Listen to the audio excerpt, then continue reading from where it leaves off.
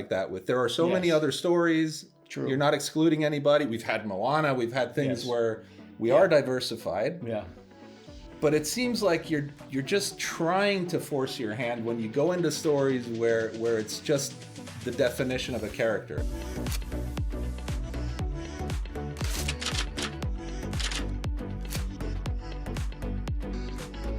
Well, hey, I got an interesting topic. What are you thinking about? Today? I kind of want your stance on this because Okay. I talk about this with my friends and wife a lot, and I'm going to use the Snow White movie as an example. Okay. Do you know the whole situation there? Well, I know it's a live-action movie with obviously visual effect backgrounds as opposed to what was originally a 2D animated movie, which was the classic that was done, many years ago.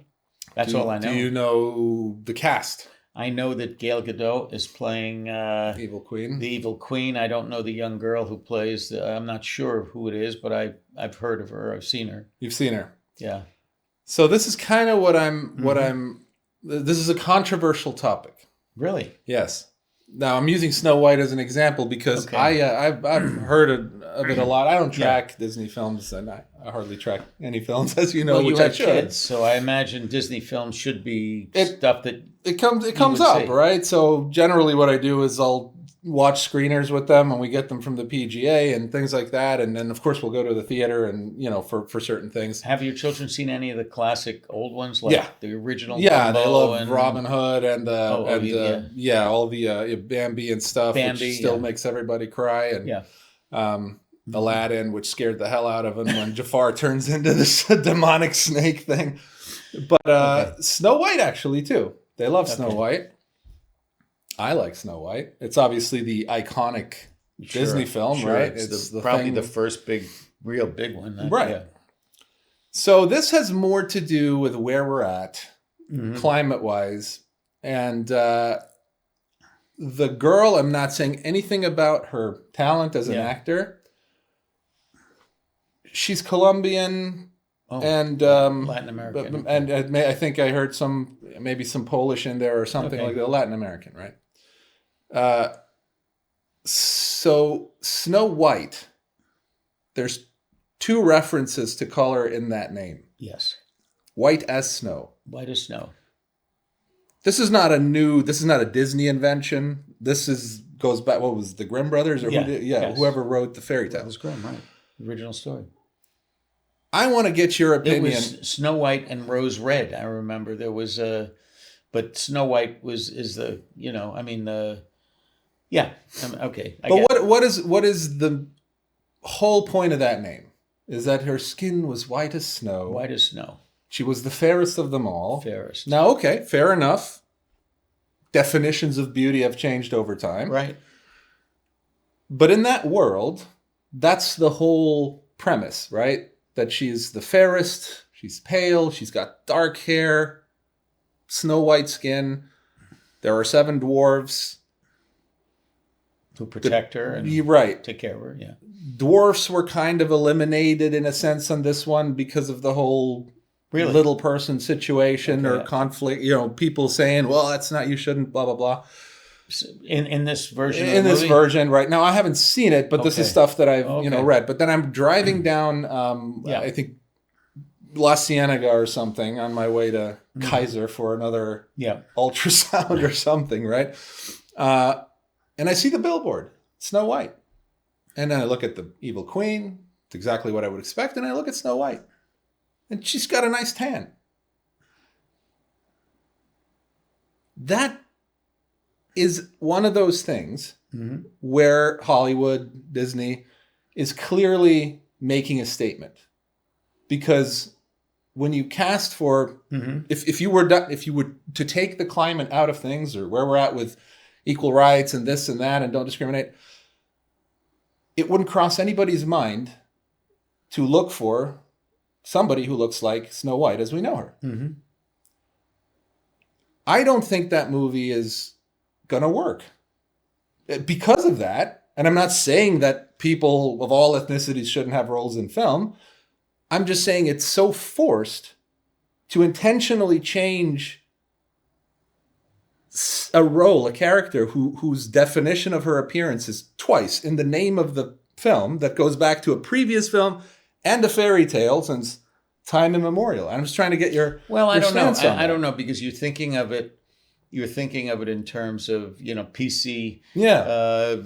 Being. Well, is there another reason diversity. why they would do that? Well, I think you have to remember kids growing up in our society. When I was a child, all the dolls were white. There wasn't anything but a white doll. You didn't get even black children carried white dolls. Right. That's what they got. Right. They didn't make anything else. Right. At a certain point, somebody said, "Wait a minute, we're not really serving the community properly by indicating that all babies that kids want to play with are going to be white." So they made black dolls. They made brown dolls. They made yellow dolls. But if there was a doll that was called Polish white girl, and it was brown, okay, I'm not disagreeing with you. I'm just saying Snow White is, to me, her being the fairest of them all. I didn't really think of it as making her a white girl. I always thought of it as she was more beautiful than the queen, and the queen was concerned about anybody being more beautiful than her, so she wanted to eliminate anybody who looked like her. So that's true. So that was part of the. I agree with you there. Yeah, that's she was the most beautiful, right? So that's the definition. But then why the name has to change then in a way, right? I mean, you're just asking for more. Well, okay. I mean, complications. I think. That's a very particular film to do something like that with. There are so many other stories. True. You're not excluding anybody. We've had Moana. We've had things where we are diversified. Yeah. But it seems like you're just trying to force your hand when you go into stories where it's just the definition of a character. I'll give you another example. HBO is producing a new Harry Potter series. Mm-hmm. And I'm not a big Harry Potter fan, but my wife is. And she was sort of like really taken aback when they found out that Professor Snape, who in the books and in the movies is defined as a pale, gaunt, skinny, squirrely, kind of greasy guy. Right. He's going to be played by a handsome black guy. Yeah, okay. Why? What? This is going to piss off Harry Potter fans all over the world. You think? Right? I think so, because it's not about race or ethnicity. It's about the description of the character. He's supposed to be this kind of. Well, let's take that one step further. Take a look at several years ago, the most popular show on Broadway, which became a movie. I mean, a movie and television and everything else, is Hamilton. Mm-hmm. Everybody in it was ethnically diverse. I mean, everybody. Hamilton, who certainly was a white man, right, was played by a Latino man. Aaron Burr was played by a black man. He was a white man. Every single character was played by an ethnic type. Right. Philippa Sue, who is the wife, is she's Asian. She has an Asian background. Right. So, and it was considered very, initially anyway, pretty interesting and a little bit, off. Right. And not in a bad way, but the fact that, okay, these are historical characters and we're having them played by people who don't look like what the characters look like. Does that matter? Now, that's a good question. I don't know whether it matters. It may matter to you. It may matter to some people. I think most people just embraced it and forgot about it. Didn't think about it, and just went on. Yeah. Now, you take Snow White. What if Snow White is a particular example because you're right. The name seems to imply a certain ethnicity to the character in a way. Or just color. Like, color. I mean, this is Fantasyland, right? I mean, no, but I mean, forget about it and say, what if you wanted to do that story and the queen was black and the little girl was black? Would that make a difference? then you wouldn't want to call it Snow White. Is that what you're saying? I think so. I think it would be a different story because it's so focused on that character. It's all about her and what she looked like and how people perceived her and stuff. And that's just how it was written. And I understand, like, people evolved, the world has changed, and it isn't even that. I mean, let's take another classic animated movie, animated story, Cinderella. We've always seen Cinderella as a white girl. Her stepmother and her stepsisters are white girls. If we made her black and her sisters white because she was different, we would already be, most likely, we would say that the filmmakers who did that are trying to add something to the story that isn't in the story. Right.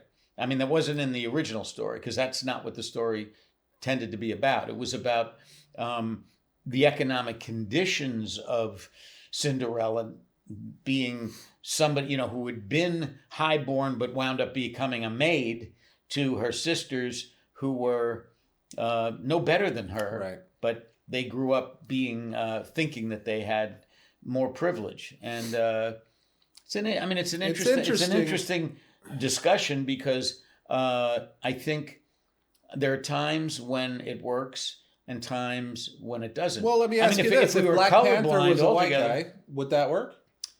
No. So why does it work the other way around? Absolutely. So why does it work the other way around?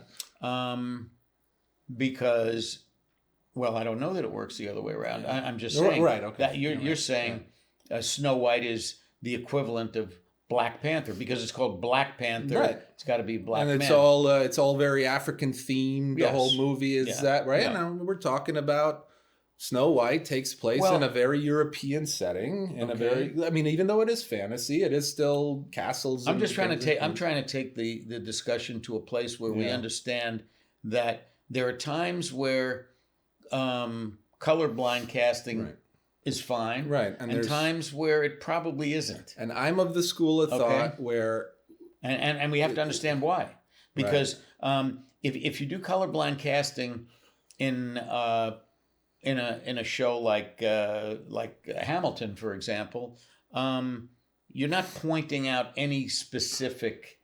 I mean, everybody is. It's like South Park. You're doing it for black. Everybody. South Park everybody's makes fun black. of everybody. So instead of everybody is. I mean, you're not saying, okay, what if Hamilton was the only white guy and everybody else is black? Would that mean something?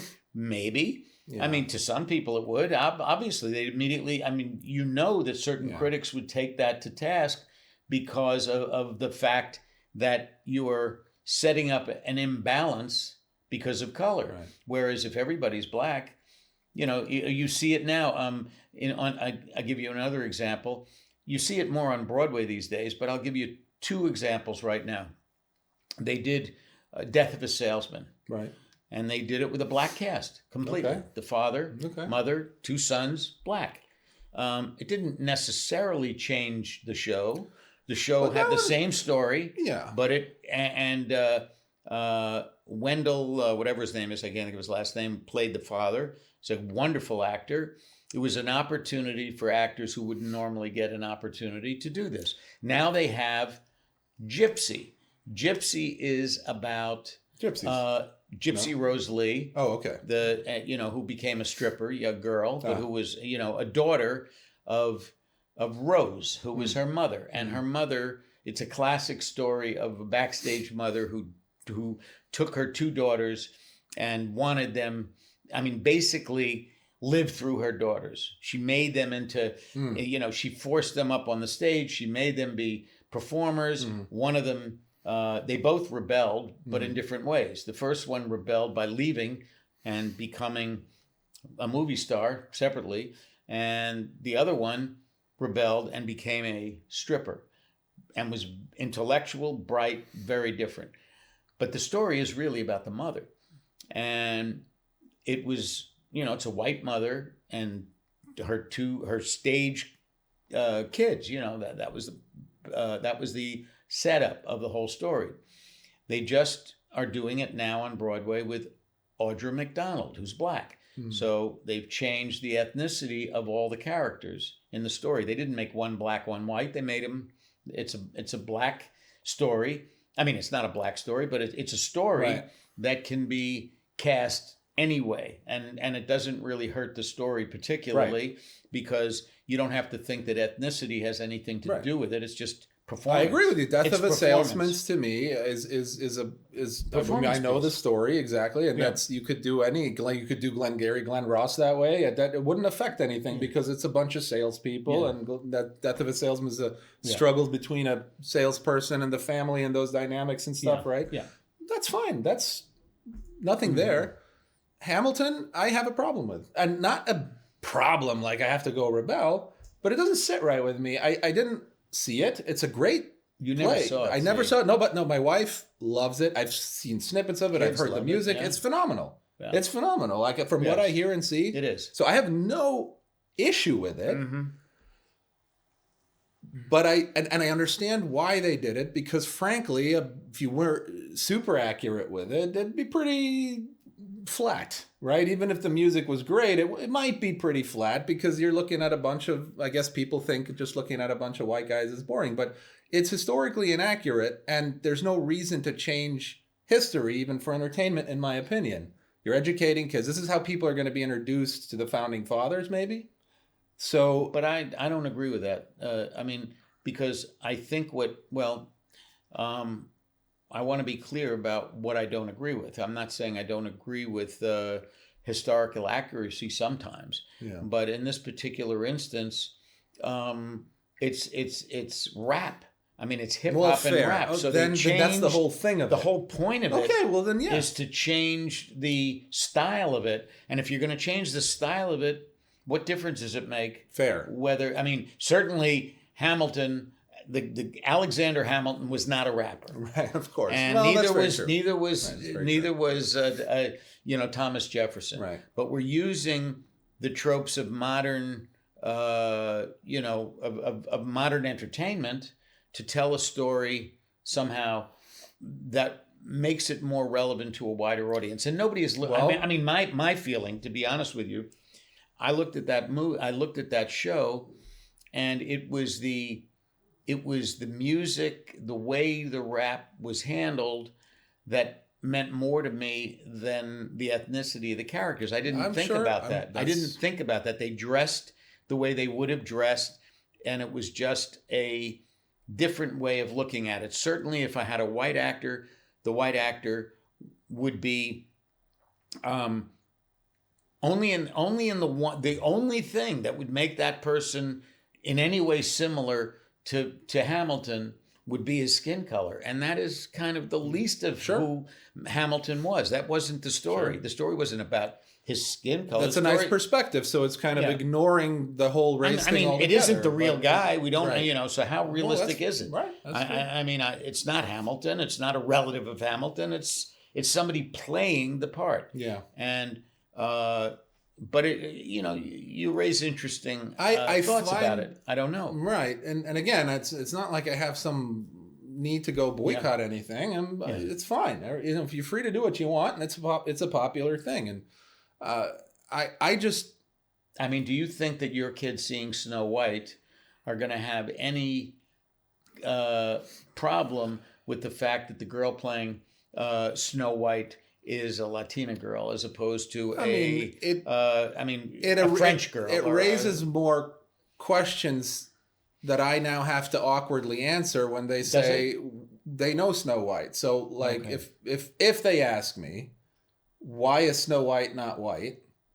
Now you're making me have to have this stupid racial conversation that I wouldn't have to have. And essentially, I have to basically say, well, because the studio wanted to diversify, even though the name is Snow White, and just pretend like it's the Snow White, It's annoying to me. That one's really annoying. I'm too logical. Ariel being black also annoyed me, and not because of race, but because of the reality of the fact that there's no sunlight under the sea. And so it has nothing to do with race. It has to do with pigmentation of skin. You wouldn't be likely to have white and black mermaids because it's just all under the sea. So it's a logical thing there. That has nothing to do with Okay, I think you're taking it too far. Yeah, you think so? In that case, I mean, I do. I think you're overthinking it. That's my problem. I overthink a lot of things. I think you're overthinking it. On the other hand, we're living in a time when these questions come at us all the time. You know, if the prince was black, I'd have no problem. Yeah. You see what I mean? Like, it's not about let's not force diversity, but or force or not force, but it feels forced. I don't like things that when you go and you watch a story, they make you think about why is it that way. It takes you kind of like away from the story and just makes you think, who made this decision? It just doesn't quite line up. All right, but that may be.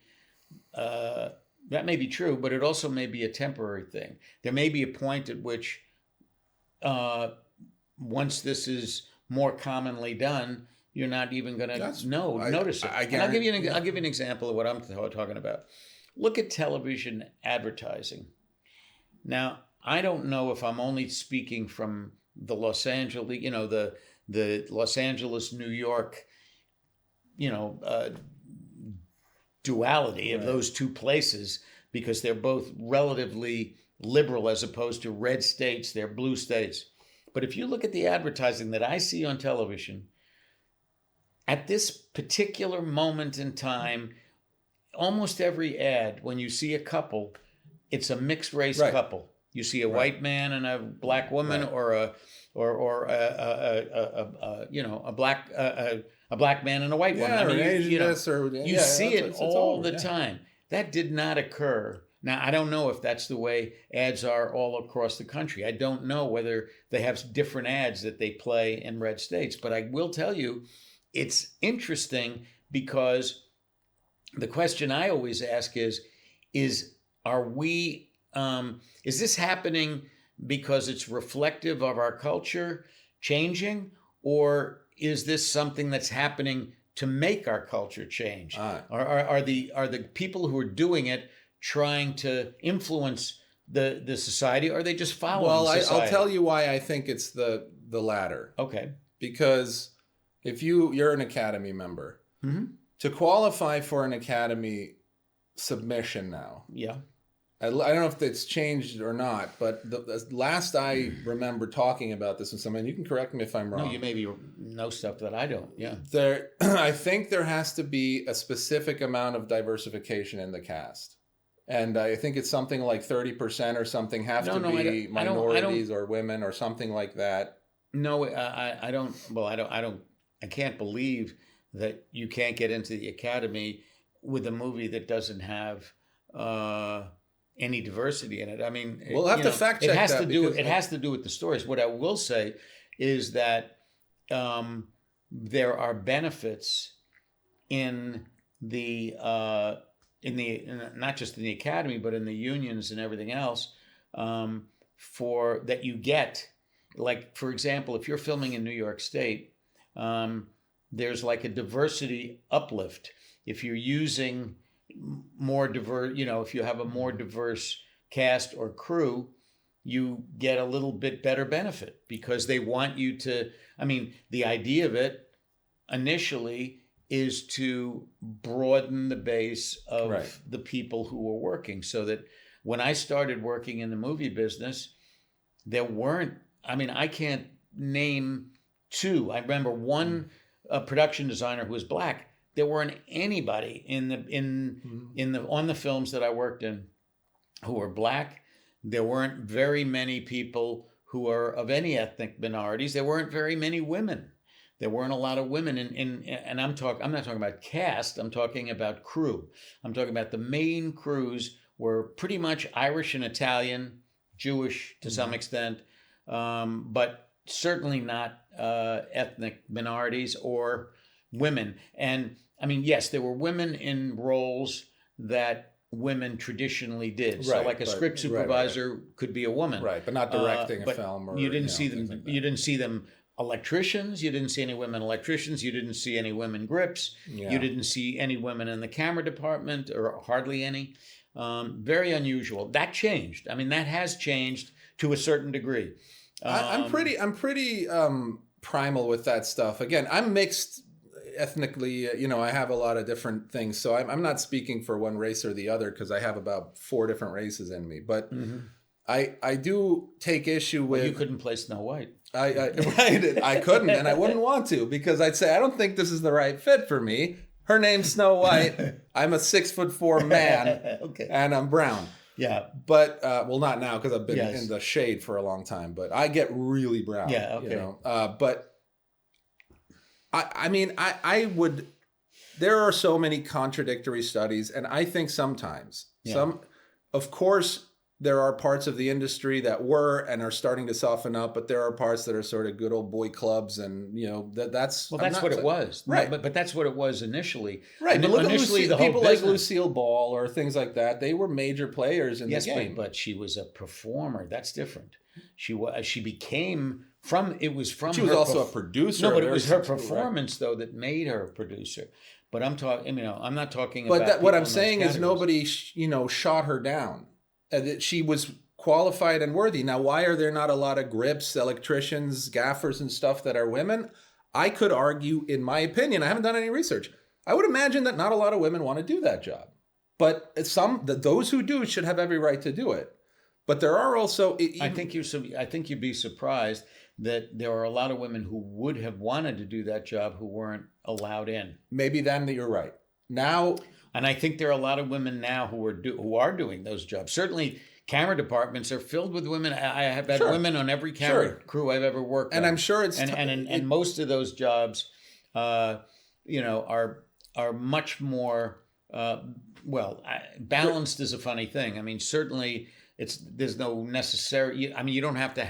I don't. Well, they're not balanced. They're not balanced because again, it just. If I asked my wife, would you want to schlep a camera around 12 hours a day? She would say, not in a million years. Would you want to sit there and take notes? That sounds more like what I'd like to do. Now, that's my wife, right? Now, I'm not saying that there are men who wouldn't want to do that, but I do feel like that physical build, strength and things like that, they do have a lot to do with what people do for their work a lot of times, right? So, all right, I'll grant you that. I would say that in the construction industries, for example, you're not going to see a lot of women on high steel doing that work. Because but if they did, they'd be amongst a lot of men. Yeah. And it would be like, why are there not more women here? We need more representation. Well, just because you want to do it doesn't mean that now we have to force more women in and make it 50-50 because maybe there's just less women who want to do it. Think about women in the Army too. I mean, that didn't exist for a long time, and women certainly haven't been generally in combat. That was even when they were in the services. I mean, you'd know it better than most because you were in Israel, where there were a lot of women in the Army, and they, but not in units like mine. No, because. Talk a little bit about your unit. What was your unit? It's a commando unit, right? Okay. So this is special forces stuff, and you're in small teams, and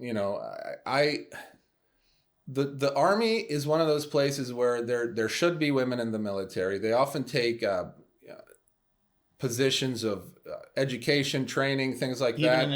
Even in Israel. Now there are units that are infantry, and they're mixed.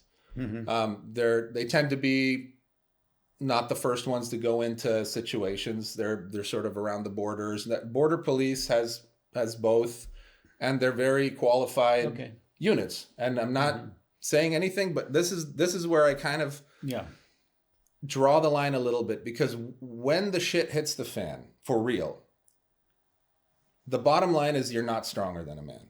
Mm-hmm. You're not. The women are. There's nothing they can do. Stronger physically. And where physical strength is needed to survive and to do your job, the strongest person should be the most qualified to do it. And if you're in a situation, also for the other thing is if a female soldier gets kidnapped, God forbid, don't even start thinking about what they're going to do to her. It's way worse than what they would do to a guy. And I just don't know why, because you can like if you're gonna try to qualify for a unit like that, SEALs or whatever here, right? Delta Force or these things. If you pass the exams and everything, then you qualify. You should be able to do it. But you're going to be on the lower like part of the team in terms of strength and endurance, not because of your mental strength or what you're able to do, cognitively, but your body doesn't have the muscle mass that a man's body does. Mm-hmm. So that's generally true. Generally, but I mean, clearly there are women who have more muscle mass than some men. Right, but agreed. But if you take a really strong woman like Ronda Rousey, who's a badass in the ring, and you put her against a regular guy, then she'll kick his ass. Yeah. If you take Ronda Rousey and you put her against a mediocre professional fighter, he will kick her ass 10 times. Yeah, okay. And so it's not, you're not, in the military, you're not picking and choosing who you're going against. The women aren't going against the women and the small guys, and then the men just take care of all the beasts, right? These guys are monsters, you know what I mean? So I think that really has to be considered in many situations too, and not because they shouldn't. Like a woman should be able to do construction, as long as she can lift 50 pounds and do her job there. Cool, but that doesn't mean that we need to now put rules in place to force equilibrium in construction, in a sense, because most men are going to be better at that job. Mm-hmm. You know what I mean? And again, I know that I'm probably going to get some hate for saying this stuff. You will. But you probably will, but I can't speak against reality. Well, I don't think the sense of equality means 50-50 everything. Yeah. That's not what equality is. I mean, it's just, I think it's more about opportunity. I mean, if I want to do something that isn't traditionally a job that women do, should I not be able to do it? Yes, they should be welcome. And they should be welcome. You should be able to do it. Guys shouldn't be dicks about it. And I do believe that there's something in and if you are I don't know what strength is required for a woman to be a helicopter pilot, but I know there are a lot of women helicopter pilots. There are female pilots. That's perfect. Great. Yeah. That's no problem. And they're good at it. They're good at it. They're very good at it. And that's fine. Mm-hmm. But they don't need to go fight. It's not hand-to-hand combat. That's not, they're not. And now war is changing. I mean, now I wouldn't want to be in any situation now with all the drones and stuff. So it's all becoming somewhat irrelevant. That's true. Now it's all. I mean, most people are sitting in your chair right here, right, fighting a war, right, 2,000-3,000 miles away with buttons and control. Exactly. Yeah. So again, things are changing. Everything I'm saying has nothing to do with somebody's right to try out and be a part of it if they qualify. Mm-hmm. I think there are voices that are not those people that form and advocate and push agendas for other people, activists in a sense, mm-hmm. who are very loud and not going by just kind of a logical thing. There was a story I heard about where there were cheerleaders for Formula One racing mm-hmm. in Monte Carlo. Right. And there was an activist group, kind of a female activist group that were, making a lot of noise about that being derogatory and, why are the women being objectified like that, and they shouldn't have those kinds of cheerleaders. That's ridiculous. So there was so much noise about it, they let them all go. But they liked their job. Mm-hmm. They wanted to do that. Yeah. So now they can't even do it because other women who have nothing to do with them thought that was objectification and essentially got them fired. Mm-hmm. But they were okay with that. It's the Seven Dwarfs, and I heard a little person talking. I forget, it wasn't Dinklage. It was another one. But he was bringing up how that could have been jobs for us. Yeah. Now, because of this, other groups that are, you can't use little people and put them in as dwarfs.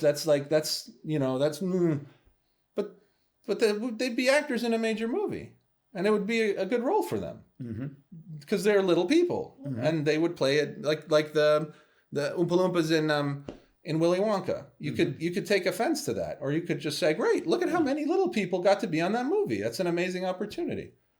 True. Some of them were pretty cool. I know, and Peter Dinklage is a good example of somebody who has transcended his physical limitation in a sense, because he's a small man who has sometimes he's been cast in roles that were not written for Game small of Thrones people. was not supposed to be.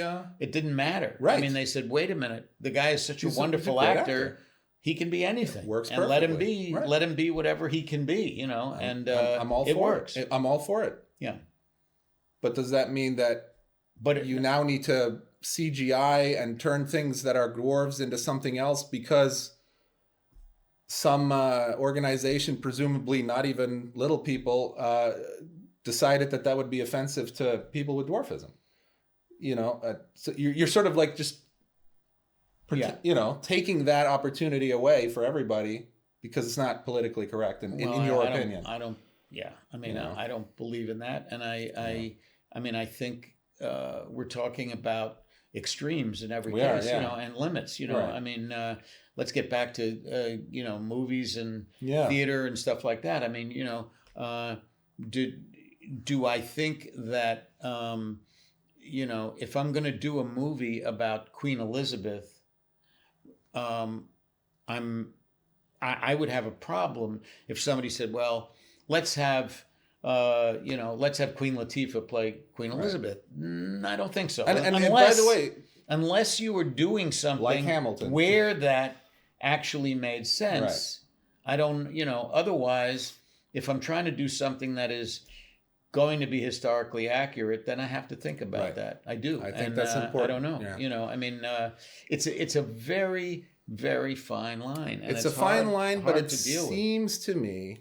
I mean, I'm not somebody who's saying let everybody do everything. I just feel like right, but it seems to me like a lot of people are advocating for that, and it's showing in weird ways because you're also kind of taking away from beautiful stories that would be cultural fits for other ethnicities, and we've been talking a lot about black and white and Hispanic, but it's for anything. I mean, it's the same if Queen Elizabeth was Asian, or if you know, in Darkest Hour, Winston Churchill was played by an Indian guy. Yeah. Like, you know, there's no reason for that to be.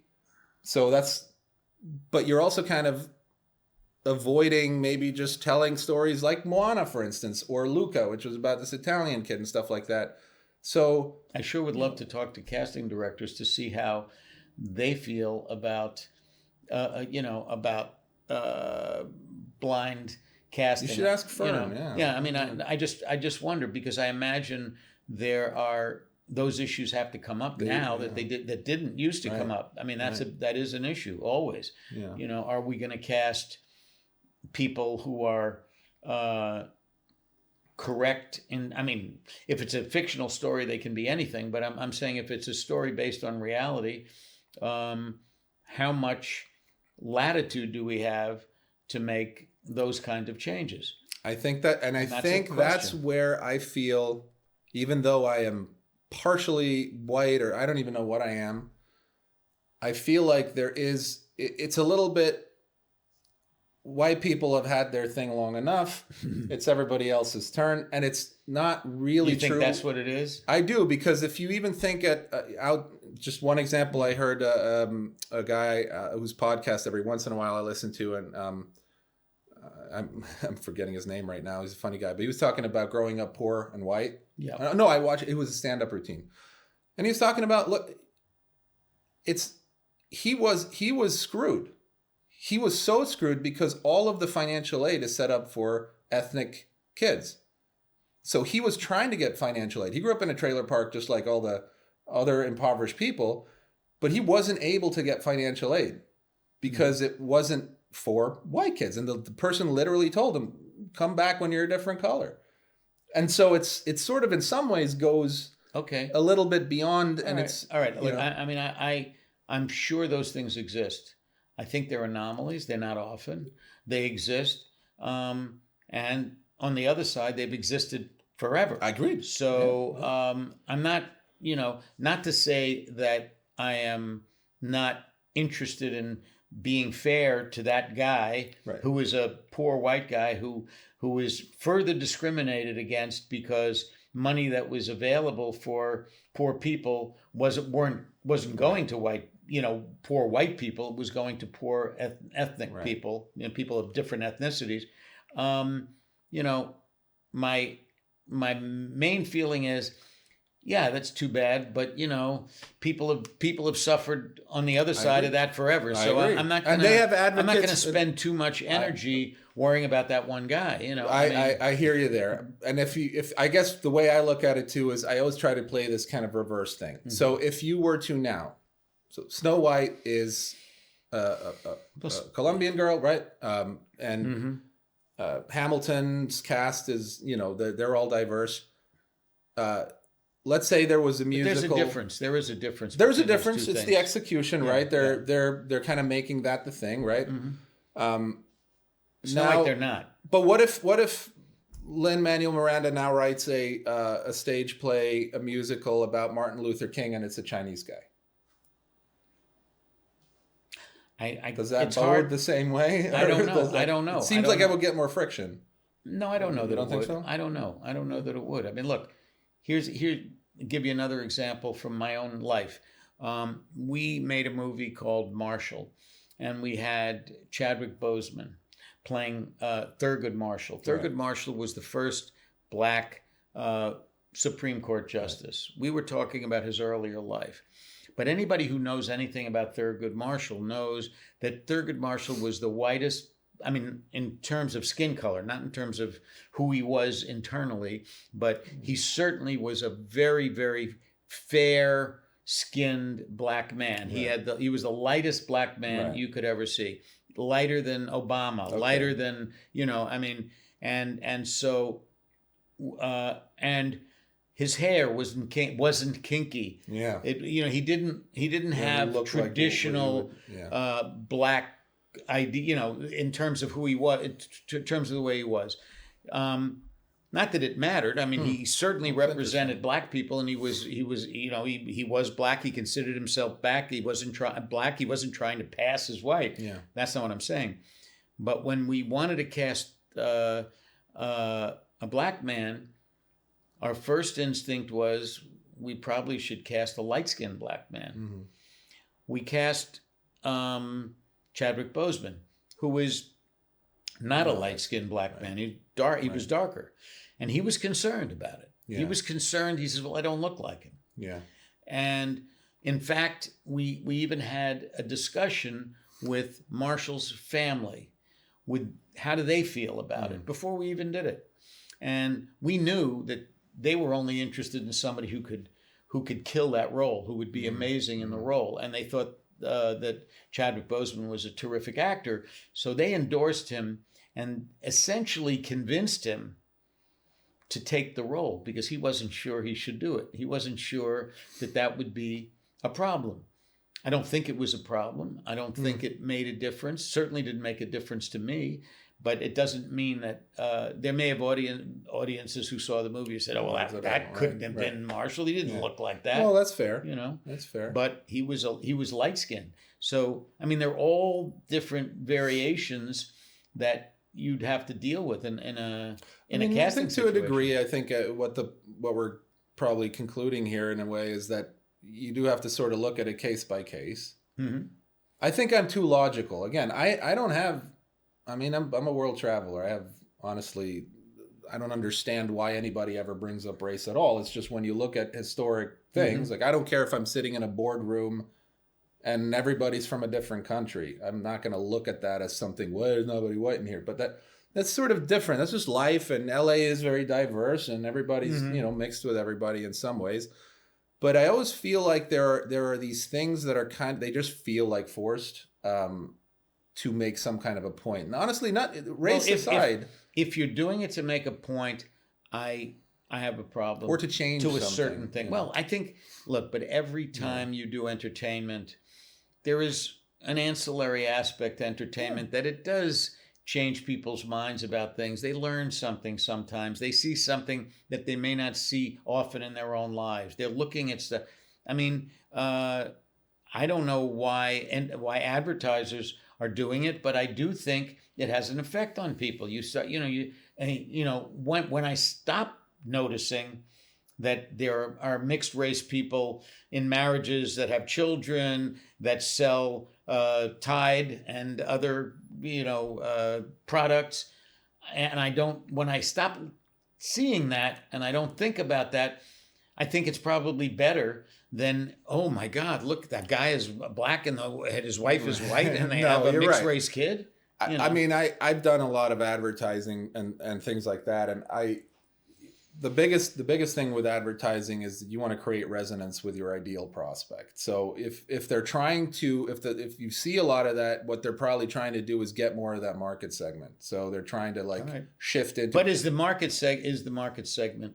I don't think the market segment is necessarily mixed race people. I think the market segment is black people, white people, and mixed race people. Well, there's this reprogramming. Is it going to turn me off to see this? But that's why it won't, and it probably is playing that way in other states as well in some ways, because there's a famous ad in the 40s or 50s before women really were known to smoke. It was a taboo for women to smoke, and I think it was Parliament.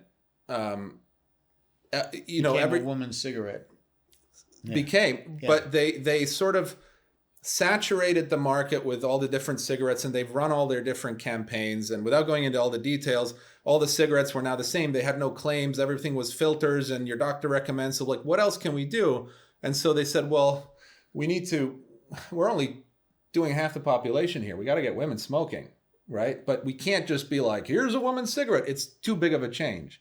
So the first ad for women's cigarettes would not show a woman smoking. There's an image. I can maybe pull it up, and maybe we can put it up on the podcast. But anyway, there's a little hill. It's sunset. There's a man sitting there with a cigarette, and there's a woman kind of leaning up against him, and she goes, "Hey, blow some of that my way."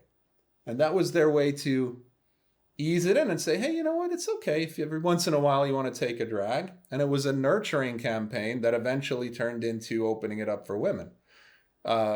There's another instance of something similar to that where deodorant. It was taboo for women to say that they have body odor. Yes. Old Spice is one of the first deodorant companies, right? Now, I forget if it's Johnson & Johnson, Procter & Gamble, or whatever. One of these big companies, they were like, again, we have this whole, like, women, let's be honest, they smell sometimes too. What was the first deodorant for women, do you think? Secret. Yeah. You know why it's called Secret now, right?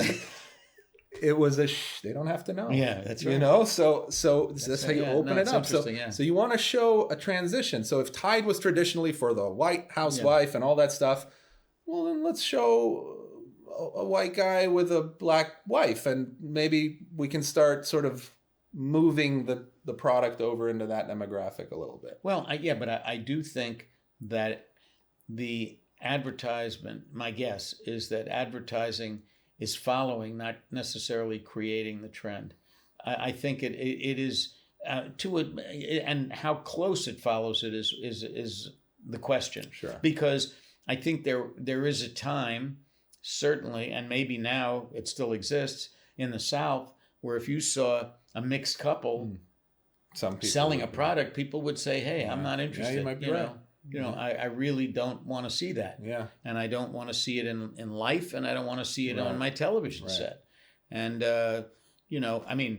certainly it did exist, if it doesn't still. And I'm sure it still exists. There. Unfortunately, it still exists. Still there, yeah. The question is, does it exist in the frequency and amount that it did 10 years ago, 20 years ago? That's true. If it's adapting, if it's doing what the world, the advertising is a funny thing, because I saw one where, to me, it hit me like the Snow White thing.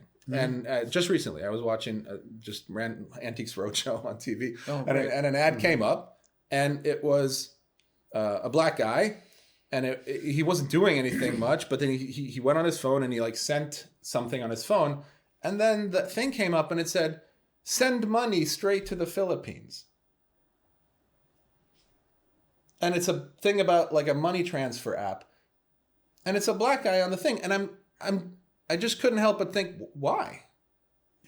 But this isn't a racial thing. Like, send money. How many African American, white, Chinese, how many other people are sending money to the Philippines? Show a Filipino. Like, what's the problem of showing a Filipino? This doesn't make any sense. So I think it's just that. It's like, it's not about race. I don't want to bring it into it. But to me, when they make these decisions, it brings race in. Yeah. It forces you to have to talk about it. Why is Ariel black? Why is Snow White not white? You're making me have to think about that. Well, I haven't seen the movie yet. So I haven't either. So I feel bad because I should see it and see how heavily they're leaning on something to teach me or show me something that I may not.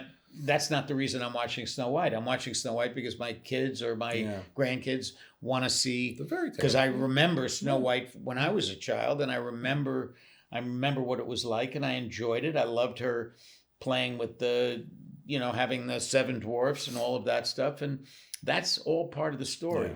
You're right. I mean, I haven't seen it, so I don't want to really comment on it. But if all of the dwarfs are now CGI men who are been made smaller rather than real dwarfs, and it's supposed to be a live action movie, there's something I would have I'm going to have a little problem with that. Yeah. I don't understand it exactly. We'll see, maybe we should watch it. And maybe talk about it. But, well, I mean, we definitely should watch more animated movies because remember, I mean, there's a whole world of animation which existed. Disney was built on it, and then there was a fall off for a while where you weren't seeing anything animated. No one was interested in 2D animation. Yeah. 3D animation hadn't yet really taken over what Pixar wound up really. They called really it the lost decade of Disney. There was a decade where there was nothing going on in animation, and now it's all come back. But and some of the scripts are really good. I mean, to me, I don't know if you saw this one. Frozen 2 to me was one of the best scripts I've ever seen. It's probably one of the highest grossing movies of all time. It's incredible. It's one of those rare ones where the second movie is actually better. Well, I know one of the actors who plays the voice, Josh Gad, and that is an extraordinary example of, as you say, of a movie that has completely. The first one was great, and the second one was even greater. Bigger, and I mean greater both in box office and in just the view of most people. You ever done an animated film? I know you did you did Flight of the Navigator, which is a kids' film. Yeah, but no, I haven't really. I've worked with animators, and I actually worked at Disney, and I was in the animation building, and I remember while they were trying to figure out, it was the transition from the old Disney to the new Disney. It was when Jeff Katzenberg and Michael Eisner were running the company, and they were trying to bring it into the 21st century, trying to change it. And they did. They were clearly, because they not only made the typical Disney product, but they moved into live action normal movies. They had other divisions than just the Disney movies. They started pumping out home video and stuff they had too, right? Hollywood Pictures. They had other companies. Yeah. And I was one of the people that they brought in. In fact, Flight of the Navigator was a Disney, mostly a Disney movie. So, I did have experience working with them. So you interacted with Eisner, I guess, twice there, and then when he was at Paramount for Elephant Man. Yeah. Yeah, and then was it? It was Iger that did the Pixar deal, though, right? After Eisner, I think so. Yeah. But all of the deals when Disney got big enough to acquire everybody else, because Disney was the lowest rated, in terms of financial well-being, the lowest rated of all of the major studios at the beginning, and then it became the largest. It actually became it reinvented itself as a much bigger, wider thing. I think Eisner was certainly heavily responsible for that, and then Iger took it from there. But they think of it. They bought Christopher Robin. I mean, the House of the Pooh, all of the Winnie the Pooh, right? all of the Winnie Pooh IP. They bought all of the IP. They bought from Fox, so they bought all the Simpsons and all those things. That Then too. they acquired Marvel as well now, right? They acquired Marvel. They bought Lucasfilm, Star Another Wars. comment, Lucasfilms, and then Pixar. Pixar. So they really consolidated all of those other areas. Pretty much became the behemoth, you know, of fantasy of all IP of that in a sense, fantasy right? content. Yeah. It's Amazing. incredible. No, they really. I mean, we could do hours on Disney just on and how Disney they alone. changed and what they did and how they moved they basically totally reinvented the brand that they had, kept the brand and reinvented it and changed it and made it the biggest brand of all. I think actually Eisner, if I'm not mistaken, was the first person not in the Disney family to run Disney. True. Yeah, definitely. Right? Yeah. And then there was Roy Disney was still working under Eisner, but he wasn't his boss really. Yeah. Yeah, that's interesting. So there's only been 3 CEOs since Disney's family That's it. let it go. That's It's right. pretty incredible. Yeah. All right. Anything else? That's a bit different. But it all brings us back to Snow White. Being, well, true. Full circle. Because I think that a lot of those divisions are pretty smart. I mean, I think the Pixar people wrote wonderful movies. I mean, the movies that they did, every single one of them, just about, was really well written, well conceived, and that's what made that level of animation, which was 3D animation, blossom because they did really good stories. They did, from just from the beginning. You could start seeing that because Kirk, well, I forget his last name. He's the co-director of Beauty and the Beast and Lion King and stuff. But I think right around Beauty and the Beast there, you could start seeing some of that deeper 3D animation stuff being integrated. Tarzan 2 kind of had it, but those were still sort of coming out of that lost decade. Mm-hmm. But I think this new fully 3D kind of situation, I mean, for a while I was a bit bummed out because I did like some of those movies like Tarzan and the ones before that, of course, Aladdin and all those. But I understand it had to evolve. I don't know how well a movie would do now if it was 2D. And I think I don't know. I mean, the 2D ones seem to be now kind of Sunday morning television, and they're not the real. They put the real money in now into doing both live action. I mean, think about it. The live action movies of old animated movies, like even that's true. The Maleficent and all the Cruella and all these things. Cruella, but I mean even the Beauty and the Beast is one. What's the one with all the animals? It's Jungle Book. Jungle Book. Yeah. Jungle Book. Yeah. I mean, you think about it and you say, I mean, it's a perfect cartoon. Why did they do? But it was successful and it was good, and they really did a great job. And my buddy Chris Swift up at Legacy was working on that one, and it was actually quite impressive. That kid was acting basically to himself in a green screen, blue screen kind of room, and they created that whole world. One of the most impressive feats of animation that I've seen is the new Lion King. When it came out, I don't know if you saw that, but it is so beautifully done. Really? Yeah, you should really watch that. It's really one of those movies where you're like, it's hard to actually tell yourself that this is all not real. Yeah, they did a really good job. So it's come a long way, and it's only going to get better. Well, but it's interesting how these things they're repeating them again and again and again in different ways, trying to make them better. But that's what Disney discovered early on. I think that's what gives them also an edge. And I think Eisner was really smart with this because one of the things that they did was they pumped out the home video thing. And like the Little Mermaid, home video was blowing up right then. Then you have Little Mermaid 2 and stuff and all these spin-offs that go off to straight to VHS or straight to DVD. And that's a huge secondary market. But what Disney does so well, and I think why they're able to have these long cycles of recycling IP, which almost no other studios do. Actually, I don't know if any other studios do it. Is this whole like generational thing. They're building characters, right? Then with that character, you can monetize it in many ways. But I grew up, I loved Aladdin. I went to see that in the theaters. Magically, 30 years later, the new Aladdin comes out. Why do you think that is? Exactly 30 years later, right? Because all of us now have kids. Yes.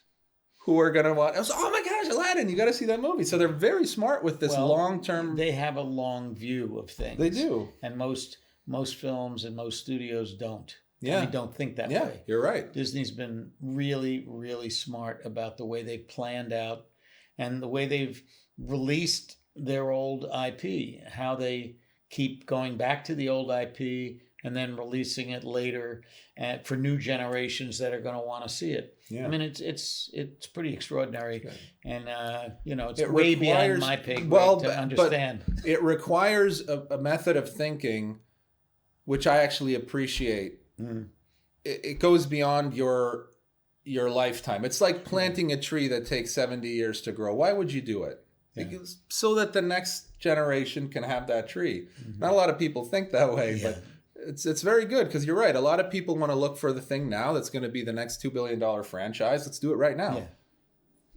But if you had something you planted a seed with 20 years ago and you did it now, you'd have a much higher chance of that working out. Mm-hmm. So anyway, good stuff. And look, I just want to finish by saying I hope that people who are listening here can plug their own opinions in. And I'm not saying it should be one way or the other. No, I'd love to hear some feedback about that because I don't, we started out with the, with colorblind casting or, that kind of thing. Or not so colorblind. Whatever it is, but I'm still, there's not an easy answer there. There isn't, no. So, and on one hand, I get it. Sometimes it works, sometimes it doesn't. People need voices. Everybody should have the same rights. On the other hand, I have a logical perspective on things. Mm-hmm.